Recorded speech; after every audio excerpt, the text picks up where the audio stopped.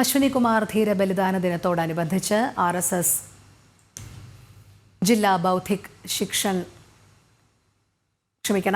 ഉത്തര കേരള പ്രാന്ത സംഘചാലക് advocate KK Balram ഇപ്പോൾ അനുസ്മരണ സാഖ്യയിൽ മുഖ്യപ്രഭാഷണം നടത്തുകയാണ്. തത്സമയത്തിലേക്ക് അനേകം വിദ്യാർത്ഥികളും ചെറുപ്പക്കാരും ഈ പ്രദേശത്തെ സംഘത്തിൻ്റെ ആശയ ആദർശത്തിൻ്റെ പൂർത്തീകരണത്തിന് വേണ്ടി സംഘപ്രവർത്തനത്തിൽ പങ്കുചേരുകയുണ്ടായി. ആ തരത്തിൽ അടിയന്തരാവസ്ഥയ്ക്ക് ശേഷമാണ് അശ്വിനി ജനിച്ചത് തന്നെ 1978 അല്ലേ? പിന്നീട് പിന്നീട് വിദ്യാഭ്യാസ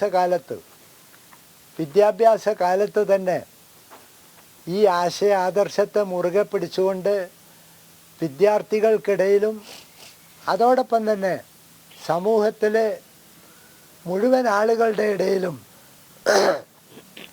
താൻ നിലകൊള്ളുന്ന ആശയ ആദർശത്തെ വളരെ ലളിതമായി പ്രചരിപ്പിക്കാൻ അവരെയൊക്കെ ഇതോട് ചേർക്കാനും വേണ്ടി അസാധാരണമായ മികവ് പ്രകടിപ്പിച്ച ഒരു വ്യക്തിത്വമായിരുന്നു.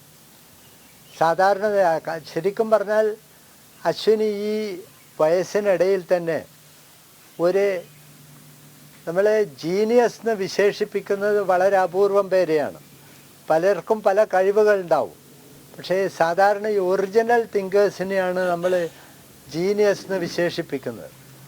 ആ തരത്തിൽ സ്വയം കാര്യങ്ങൾ ഗ്രഹിച്ച് നടപ്പിലാക്കാനുള്ള ഒരു കഴിവുണ്ടായിരുന്നു അശ്വിനിക്ക്.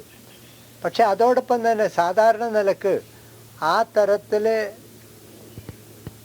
പ്രതിഭാശാലികൾക്ക് ഒരിക്കലും തന്നെ ഒരു സംഘാടകനാകാൻ സാധിക്കില്ല. നമ്മളെ ചരിത്രം പരിശോധിച്ചാലും നമ്മളെ നാട്ടിലെ സ്ഥിതിഗതികൾ പരിശോധിച്ചാലും വളരെ ഉയർന്ന തലത്തിൽ ചിന്തിക്കുന്നവർ അവർ ഒറ്റയാന്മാരായിരിക്കും. അവരിൽ ചുരുക്കം പേര് മാത്രമേ ഒരു സംഘടനയുടെ ചുമതലയിലിരുന്ന് ഒരു സംഘാടകനായി മാറാൻ സാധിക്കും. പക്ഷെ അശ്വിനിയുടെ സവിശേഷത അതായിരുന്നു. ഒരേ സമയം വളരെ പ്രതിഭാശാലിയായിരുന്നു, ചിന്തകനായിരുന്നു, പരന്ന വായനാശീലമുണ്ടായിരുന്നു.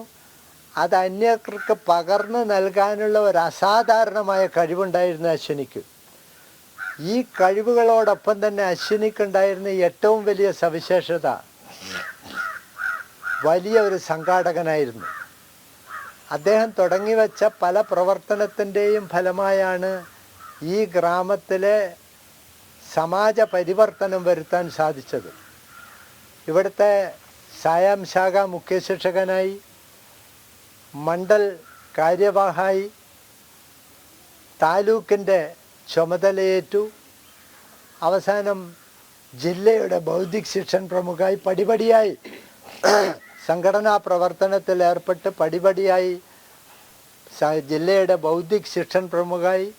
അതോടൊപ്പം തന്നെ ഹിന്ദു ഐക്യവേദിയുടെ ജില്ലാ സംഘടനാ സെക്രട്ടറിയുമായി പ്രവർത്തിച്ചു കൊണ്ടിരിക്കുമ്പോഴായിരുന്നു ഈ ദാരുണ സംഭവം നടന്നത്.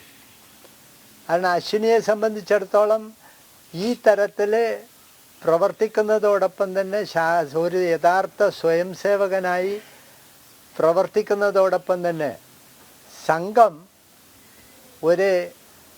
സംഘശാഖ ഗ്രാമത്തിൻ്റെ ഒരു പരിവർത്തനം വരുത്താനുള്ള കേന്ദ്രമായി തീരണം എന്നുള്ള ആ ഉദ്ദേശ ലക്ഷ്യത്തോടു കൂടിയായിരുന്നു.